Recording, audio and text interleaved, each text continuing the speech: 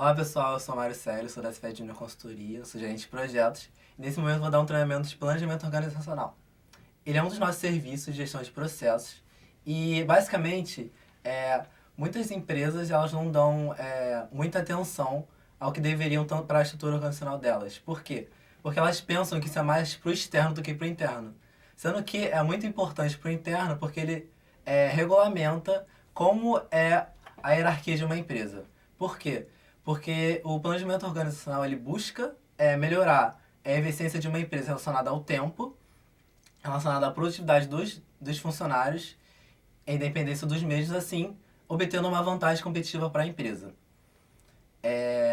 Dando continuidade também, por que a gente aprende esse tipo de serviço, esse tipo de pacote, né, do gestão de processos, e por que ele é importante? Porque a gente entende como a empresa funciona, como a estrutura dela funciona, como é a hierarquia dela, quais são os possíveis gaps que uma empresa possa ter nessa hierarquia, nessa estrutura, e como que são os documentos dela também relacionados a isso, caso ela tenha algum. E relacionado a isso, ao planejamento organizacional, existem 5 elementos, que são basicamente como se fossem pilares desse conhecimento, que ajudam a solidificar a estrutura de uma empresa.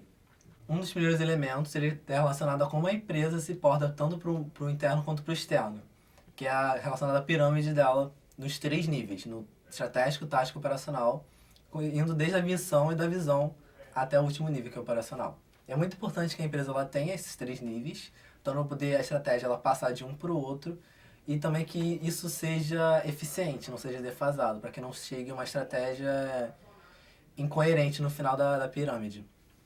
E por que isso é importante estar falando? Porque muitas pessoas esquecem o que cada nível significa. O primeiro é o estratégico, que fica no topo, que as pessoas para estarem nesse nível, elas têm que ter um conhecimento muito estruturado, um conhecimento abstrato relacionado a metas, indicadores, e a estratégia de fato, porque elas vão estruturar uma estratégia da gestão delas. E a estratégia ela tem que ser a curto, médio e longo prazo. E elas têm que saber passar isso para os outros níveis, poder todos eles estarem seguindo o mesmo norte, o mesmo caminho. Já no nível tático, os funcionários eles têm que ter um amplo conhecimento de relacionamentos interpessoais, que eles vão pegar essa estratégia que foi passada do nível estratégico e vão passar para suas equipes. Elas vão ter que motivar essas equipes a seguir essa estratégia, porque o nível tático ele vai estar responsável pela estratégia a médio prazo. Eles vão estar passando essa estratégia e vão estar motivando a equipe a realizar também. Já o terceiro nível, que é o operacional, ele também tem que ele vai estar no dia a dia executando essa estratégia a curto prazo para que, não sei, a empresa ela atinja as metas, ou feche projetos, ou prospecte projetos, mas não importa, ela tem que estar executando essa estratégia diariamente. E algumas empresas, elas também procuram inverter essa pirâmide para que o último nível ele também fique no topo, assim também participando da tomada de decisões. Porque é uma estrutura muito utilizada no mercado que as empresas procuram fazer com que todos os funcionários estejam participando da tomada de decisões. Ou mesmo que elas não invertam essa pirâmide, elas seguem essa ideologia. Que, por exemplo, um funcionário que está no nível operacional, ele pode minimamente participar das tomadas de decisões, mas não influenciar tanto. Mas ele vai achar que está participando assim, ele vai estar sendo cada vez mais motivado. Mas quando a empresa ela inverte essa pirâmide, ela tem que dar o maior treinamento possível para que essa pessoa também ela possa estar tendo essa análise crítica para tomar decisões como se ela fosse do nível estratégico. Assim, não prejudicando o atendimento ao cliente, por exemplo, que é uma coisa que pode dar muito problema para uma empresa. Pode prejudicar e assim essa estrutura pode acabar sendo ineficiente do que ela deveria ser. Dando continuidade, no segundo elemento, ele diz respeito mais às tarefas em si das pessoas. Porque muitas empresas elas têm a dificuldade de cobrar, saber o que tem que cobrar e saber o que a pessoa está fazendo, tem o controle de fato. Tanto empresa grande quanto empresa familiar, que a gente usa essa ferramenta que é o quadro de divisão de tarefas, o QDT. Ele possui 2 vertentes, tanto simples quanto complexa, dependendo da empresa, da análise, da situação. Que o mais complexo é quando o QDT, que é um quadro, ele pode vir contendo o nome dos funcionários, os processos e atividades que eles realizam e o número de horas que que eles realizam para poder realizar essas tarefas, tanto diariamente quanto semanalmente. Só que a partir de que esse quadro vai ficando mais complexo, a análise vai ficando mais complexa e assim a coleta desses dados, porque assim acaba sendo uma coisa extensa para que no final seja o mais perto da realidade, para que não prejudique a empresa ao longo do tempo. E então, o mais complexo é como se fosse, por exemplo, um quadro que tem o nome da área, o nome de quem é responsável pela área, o que essa área realiza de atividades, quantos funcionários ou qual funcionário é responsável por essa atividade e o número de horas que ele realiza, para no final fazer uma média de quantas horas são necessárias para ele fazer aquela atividade, para o gestor ter um controle maior nisso no futuro. E junto com esse quadro, não é só um quadro de uma planilha e entrega para o cliente, não. Ele tem que ficar uma análise do que é obtido de insumo, do que o gestor pode analisar. Por exemplo, o funcionário ele realiza muita atividade, então ele deveria ter um cargo mais importante na área, ou ele possui as competências necessárias para estar naquela área. Abre uma ampla gama de opções de análises, podendo tirar uma coisa muito mais rica e agregar muito mais valor do que agregaria antes. Já o mais simples, o quesito é mais simples, ele só diz as atividades que a área realiza e quantos funcionários são necessários para realizar aquela atividade. Porque assim, não precisa ficar analisando e observando quanto tempo o funcionário leva para fazer aquilo. Porque assim, antes, no outro, observando o tempo que ele precisa para fazer a atividade, seriam meses, por exemplo. No mínimo tem que ser 3 meses para poder pesquisar isso e ser uma coisa mais certa e fazer uma média do que ele deveria ser de fato, do que o mais simples, que não é uma coisa rápida e uma coisa demorada, é um médio. É um médio sendo necessário para poder ter aquilo a curto prazo, que é o que as empresas precisam. Elas têm essa urgência em poder ter algo mais fechado, para poder cobrar para o funcionário fazer aquilo e assim, no futuro, bonificar, que é o que as empresas querem muito hoje em dia, saber o que a pessoa está fazendo, poder cobrar certo, poder bonificar e assim motivar cada vez mais. E então, o mais simples tem isso e ele possibilita uma análise, por exemplo, qual funcionário é mais importante naquela área ou se eles estão muito sobrecarregados, se um está fazendo muito mais do que o outro, ou se aquele outro não deveria estar naquela área.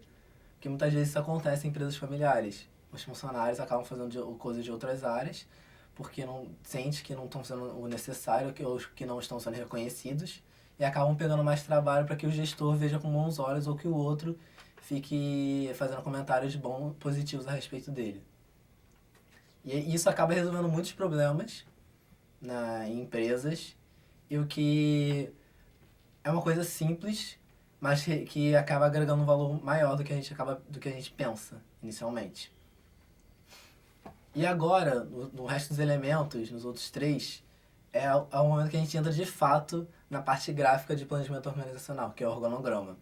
O organograma ele é um pouco mais complexo, porque ele não é só uma imagem, ele tem uma análise muito mais profunda atrás dele. E como que a gente lê o organograma? A gente lê da esquerda para a direita. Da esquerda, as áreas de apoio da empresa e da direita, a atividade fim dela. Como, por exemplo, uma empresa júnior, que ela começa por ADM fim, gestão de pessoas, aí do marketing, um pouquinho de comunicação, que é um apoio, já para o comercial, que é um pouquinho externo, um pouquinho relacionado à atividade fim, e a parte de projetos, que é a atividade fim de uma empresa, assim como qualquer outra do mercado sênior. E relacionado a isso também, ele possui diversas regras, porque muitas empresas seniores acabam fazendo um organograma de qualquer jeito, porque não vem muita necessidade de seguir essas regras à risca, ou nem sabe que elas existem. Porque, por exemplo, ele é tanto uma coisa interna que ele serve para solidificar como uma hierarquia de uma empresa se comporta, para poder ter isso mais certo de como um funcionário deve reportar ao outro, chegando até o topo, até a diretoria. E no organograma, ele tem uma outra regra relacionada às jornadas de trabalho. Cada pessoa tem 8 horas de jornada de trabalho, assim, tendo 1 hora para almoço, e as outras 7 horas para o trabalho de fato. E essas 7 horas são divididas para cada pessoa, sendo que essa pessoa ela tem 7 horas para supervisionar outras 7. Ou seja, uma área só pode ter abaixo dela 7 áreas no máximo. Passando disso, o organograma acaba tendo uma doença estrutural. E isso é errado. E muitas vezes, muitas empresas têm mais do que 7 áreas abaixo dela, ou nenhuma. Que também depende. Por exemplo, se tiver 5 áreas e nenhuma abaixo delas, não está certo nem errado. Mas se tiver uma área com uma abaixo e as outras não, aí tem uma doença no organograma. E muitas vezes também empresas grandes acabam colocando nomes ao invés de áreas. Por exemplo, um fulano X, ele é a área de administração financeira, sendo que o nome dessa área deveria ser a área da diretoria de administração financeira, ao invés do nome dele com a foto. Que acaba prendendo aquela área uma pessoa que no futuro pode nem acabar não exercendo aquele cargo. Aí tendo que ter o problema de retrabalho de ficar revisando toda hora e trocando. E para agora entrar de fato no terceiro elemento, que eles chamam amplitude de controle descentralizada, que é quando o organograma com a hierarquia descentralizada. Que é, por exemplo, a hierarquia está bem distribuída durante o organograma, que é a estrutura mais conhecida, a estrutura linear, que é quando o organograma está bem dividido com não o poder não fixado em poucas pessoas, no nível estratégico, nível tático também, com pessoas no número médio, e o operacional também. Então é uma coisa mais padronizada. Ao passo que na amplitude de controle centralizada, é como se tivessem muitas diretorias para poucas gerências ou para uma só. Que aí sim o controle estaria muito no topo, muito no estratégico, e só uma pessoa ou duas áreas para poder realizar a estratégia a médio prazo ou a curto prazo. Que assim acaba ficando uma coisa sobrecarregada e o controle muito apertado, muito fechado ou até ineficiente.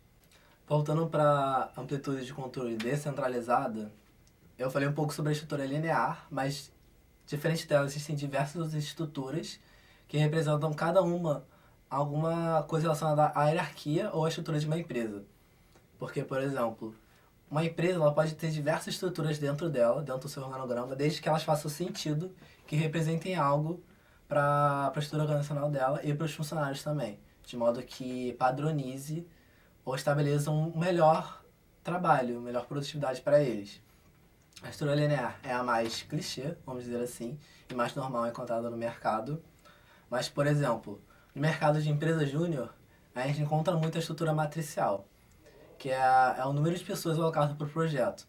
Só que ela tem um problema, porque a estrutura matricial ela permite que uma pessoa ela esteja sendo comandada, vamos dizer assim, isso por duas pessoas, por duas áreas. Porque ela vai, por exemplo, ela pode ser da área de diretoria de administração financeira e do nada ela ser alocada em um projeto. E assim ela também vai responder pela diretoria de projetos. Assim acaba tendo um comando de duas pessoas que pode atrapalhar a produtividade dessa pessoa. Ela pode acabar se reportando errado ou prejudicando o trabalho. Que é a estrutura de muitas empresas juniores, que é a chamada estrutura matricial. Essas pessoas não estarão alocadas para sempre no projeto, só durante a execução dele. Só que também no mercado existe outra estrutura que é parecida com a matricial, que é a estrutura projetizada, que essa de fato o foco é projetos. Por quê? Porque, por exemplo, vai ter uma diretoria-chefe e outras diretorias que não serão diretorias nesse caso, que serão gerentes de projetos. Que assim eles vão estar responsáveis por uma equipe e essa equipe vai estar somente em função desse projeto. Ela não vai estar em função de outra área. Ela vai ser direcionada para esse projeto porque a pessoa tem competências para estar naquele projeto, executando esse projeto, ou porque ela tenha algo que vá ajudar o projeto a atingir seu objetivo. Então, acaba resolvendo esse problema de ser comandado por duas pessoas e ter que responder por duas pessoas do que é na estrutura matricial. Que muitas empresas que realmente executam projetos, por exemplo, civil, mecânica e construção, elas utilizam a estrutura projetizada ao invés da matricial, porque elas julgam mais eficiente. Por outro lado, uma outra estrutura também que é muito conhecida em empresa júnior é a estrutura mista, que nela existem dois tipos de áreas, as áreas de linha e as áreas de staff. As áreas de staff, elas dão apoio e dão sugestões para as áreas. Por exemplo, como se fosse uma área de assessoria jurídica ou de assessoria de contabilidade, por exemplo, que ela estaria ligada à área de diretoria financeira ou à presidência, estaria dando sugestões, mas ela nunca poderia cobrar resultados. Ela está dando sugestões, se a empresa quiser aceitar ou não, fica a cargo dela. Tanto que essa área ela pode ser tirada ou colocada no organograma, tanto que ela é de linha, então ela pode ser substituída a qualquer momento, ela não é presa ao organograma da empresa. Por outro lado, fazendo uma comparação com a estrutura mista, tem a estrutura colegiada, que é um grupo de pessoas que ficam acima da presidência, seja por votação ou não, que é o que muitas pessoas chamam de comitê, que é mais famoso, ou conselho de administração. Que muitas vezes a gente vê em séries, filmes, aquele comitê de empresas grandes, empresas multinacionais, que são os fundadores da empresa que se reúnem e tomam decisões de onde a empresa seguiria, ou a organização de fato. Que aí sim eles têm o total controle para decidir a estratégia e para poder cobrar resultados da presidência ou da diretoria executiva do momento. É como se fosse escolas que tem esse comitê, que são ex-alunos, ex-professores ou ex-reitores, que se reúnem para poder decidir ou para poder verificar como está o andamento da organização da escola, que muitas vezes acontece atualmente. Nesse caso, já é uma estrutura que dá conselhos para a diretoria executiva, cobra e determina estratégias também. É algo que também está junto da estrutura organizacional, não é algo que pode ser tirado a qualquer momento. As pessoas lá dentro elas podem ser substituídas, mas o conselho, o comitê, o conselho de administração não podem ser retirados.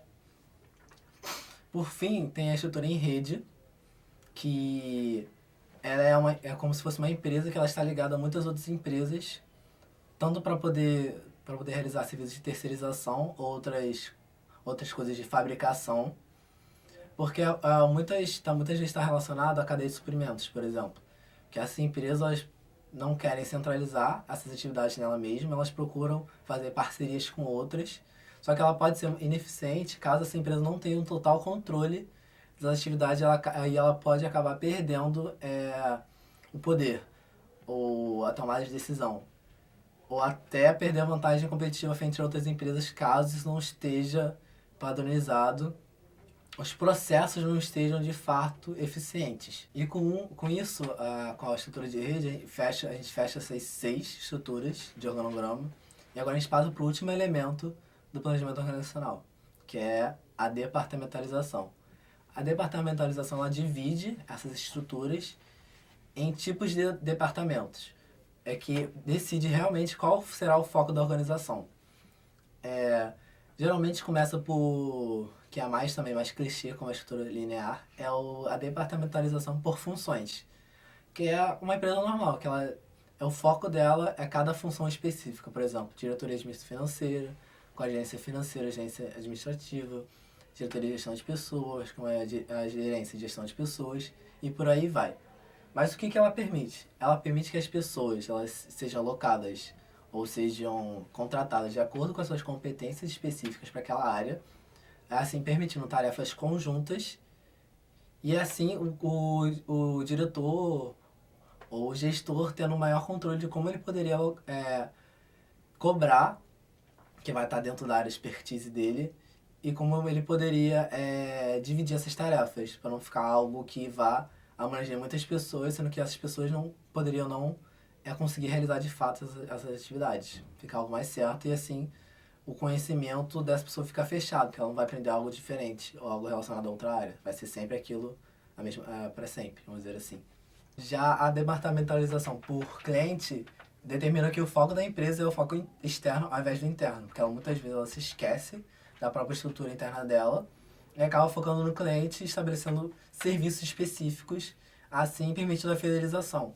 Porque, por exemplo, um banco ele vai estar dividido entre os tipos de cliente, o cliente universitário, o cliente Golden Black e o cliente sênior, de maior de idade, e assim o serviço vai estar direcionado para cada um deles, permitindo uma satisfação do cliente maior, porque vai estar específico e personalizado para ele mesmo.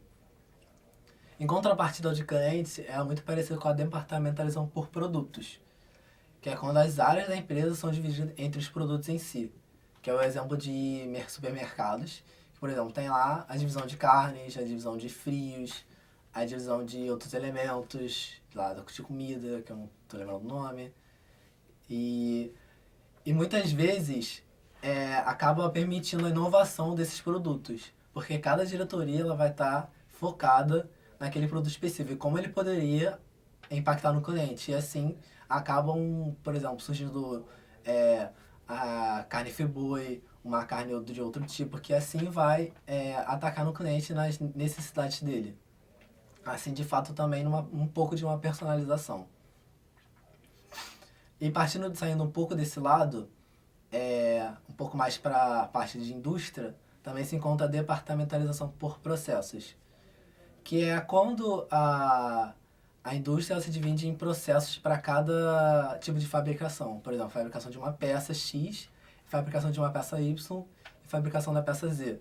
Só que nesse caso, esses tipos de divisão, eles têm uma certa inflexibilidade.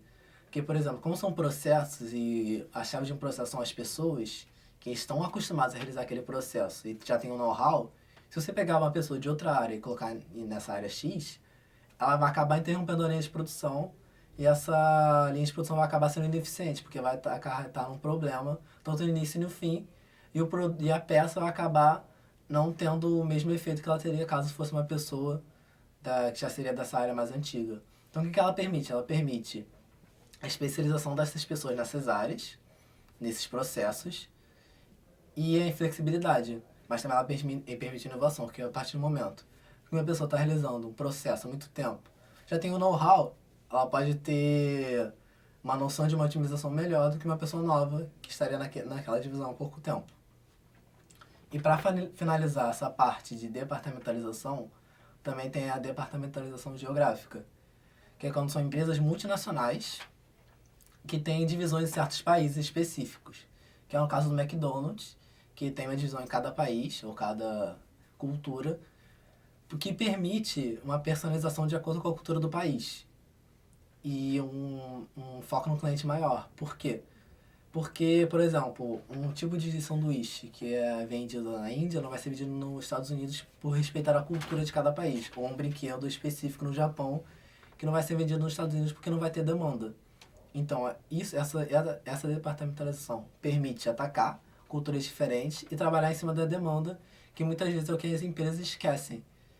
Que, tendo a demanda certa, assim vai acabar alavancando as vendas e a estratégia e as metas vão ser mais eficientes e as pessoas vão ficando cada vez mais motivadas porque eles vão estar enxergando resultados. E cara, tipo, por exemplo,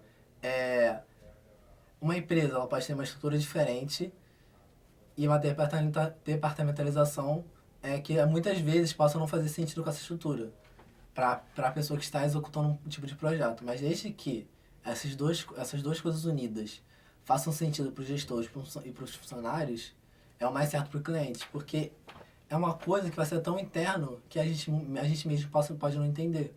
Tanto que nenhum tipo de projeto desse tem que ter a cocriação ao máximo com o cliente para que isso, de fato, eles consigam executar e colocar em prática.